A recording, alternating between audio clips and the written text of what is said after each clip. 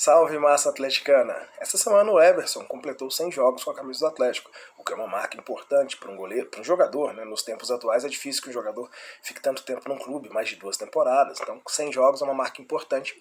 E eu vou elencar aqui os goleiros que completaram, todos eles que fizeram mais de 100 jogos com a camisa do Atlético ao longo da história, sem fazer comparação, sem querer definir qual tem melhor qualidade técnica. O Alexandre Simões diz muito sobre isso, sobre a dificuldade de comparar épocas no futebol, campeonatos, equipes, porque são contextos muito diferentes, a forma de se enxergar futebol, a forma de fazer futebol, tanto dentro quanto fora de campo. Então, são contextos distintos, são situações muito distintas. O que a gente pode fazer é apenas estabelecer uma relação numérica ou estabelecer uma demonstração do ponto de vista do que a equipe apresentou durante um determinado período, sem necessariamente fazer comparação, e é o que cabe aqui para os goleiros. A forma como de se enxergar o futebol mudou, e aí, evidentemente, nos anos 30, 40, 50, até 60, era muito comum goleadas de maneira muito corriqueira, por conta de muitos amistosos. Então os goleiros, eles tinham uma média de gols mais alta, de gols sofridos mais alta. Como a gente vai ver aqui em relação, por exemplo, ao Cafunga, ao próprio Mão de Onça, Simval, foram goleiros desse período, mais ou menos desse período em que eu retratei aqui.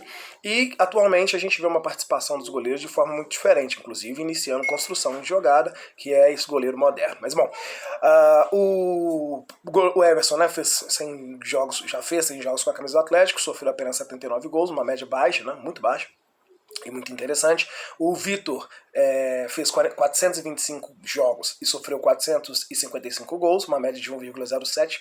O Veloso fez 231 jogos com a camisa do Atlético, sofreu 274 gols. O Tafarel fez 191 jogos com a camisa do Atlético, sofreu 203 gols. O Rômulo, lá dos anos 80, até jogou um pouquinho no começo dos anos 90, salvo engano foi campeão mineiro em 91, ele fez 102 jogos com a camisa do Atlético, sofreu apenas 58 gols. É um goleiro, inclusive, de boa média de gols sofridos, mas jogava pouco, né? O titular, durante algum tempo, ou foi o Carlos ou foi o João Leite. Bom, o Pereira, também goleiro dos anos 80, sofreu 139 jogos com a camisa do Atlético e sofreu 109 gols. João Leite, o maior dentre eles em número absoluto de jogos, João Leite fez 684 jogos e sofreu 452 gols, uma média de 0,66, que é uma média baixa para a quantidade de jogos que ele fez e para a época, né, em que ele esteve defendendo a meta atleticana. Os campeonatos que ele participou já eram mais difíceis, já tinha um nível melhor de dificuldade, um nível maior de dificuldade. O Ortiz fez exatamente 100 jogos com a camisa do Atlético, sofreu apenas 62 gols. O goleiro Careca fez 167 jogos, e sofreu 91 gols. O Hélio, que foi um goleiro que depois jogou no Rival, fez 121 jogos com a camisa atleticana e sofreu 124 gols. Fábio, que é um goleiro, não é esse Fábio atual, evidentemente, mas também jogou no time rival. Ele fez, na década de 60, 126 jogos e sofreu 131 gols.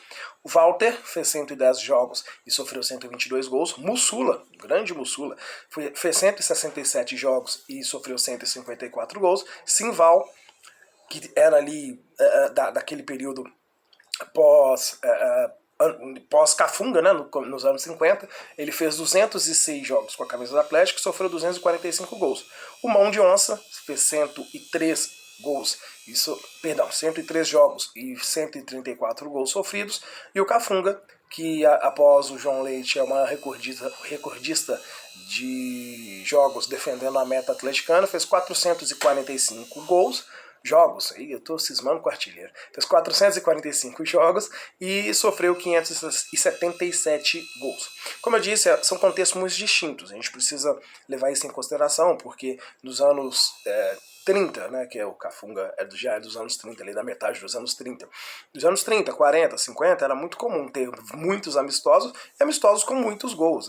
6 gols numa partida, 5. Mesmo a equipe vencedora, às vezes tomava muitos gols, ficava 5-3, 6-4, 7-2. Então era muito comum que o jogo fosse muito movimentado e que tivessem muitos gols, por uma questão temporal mesmo, por uma questão de cultura da época, e isso foi mudando. Sobretudo nos anos 80, as goleadas eram mais comuns, mas sobretudo em clubes de menor expressão. Se você comparar, pegar as goleadas que o Atlético aplicou, ele quase nunca tomava gol, e se tomava era um, no máximo 2 gols, e fazia 5, 6, 7 em alguns momentos, e isso nos anos 90 ainda foi diminuindo cada vez mais. Inclusive a gente vê agora, atualmente no Campeonato Mineiro, a dificuldade que é para fazer 3, 4 gols numa equipe menor, mesmo dentro ou fora de casa. Em relação à média de gols, os que detêm as menores médias são, inclusive, os goleiros que jogaram menos. Embora eles tenham completado mais de 100 jogos, eles jogaram menos em detrimento dos outros. Isso é uma questão até natural.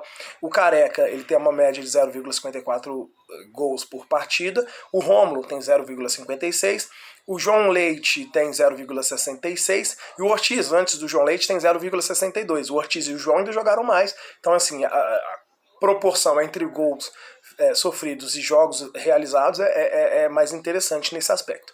Então, repetindo, não é comparação, não é para dizer que o fulano é melhor que o ciclano pela quantidade de jogos ou de gols que ele tenha sofrido, é apenas para elencar os goleiros, que foram muitos, inclusive, que completaram mais de 100 jogos com a camisa do Atlético.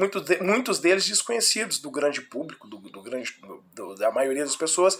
O próprio Simval, Mussula, Walter, o Fábio, o Hélio, alguns conhecem pela foto, uma foto que ficou muito famosa, e o Careca, né, que também é pouco conhecido. O Careca que foi inclusive campeão em 71, ainda está vivo, ele estava no Mineirão no ano passado, quando do jogo da entrega da taça, o Careca, que foi defender o gol do Atlético por muitos anos e que foi campeão brasileiro em 71. É isso. Procurem saber um pouco mais sobre a história dos goleiros, sobretudo esses desconhecidos, Hélio, Fábio, Walter, Mussula, Simval, o próprio Mão de Onça, e vamos valorizar sempre a história atleticana. Saudações alvinegras e galo sempre.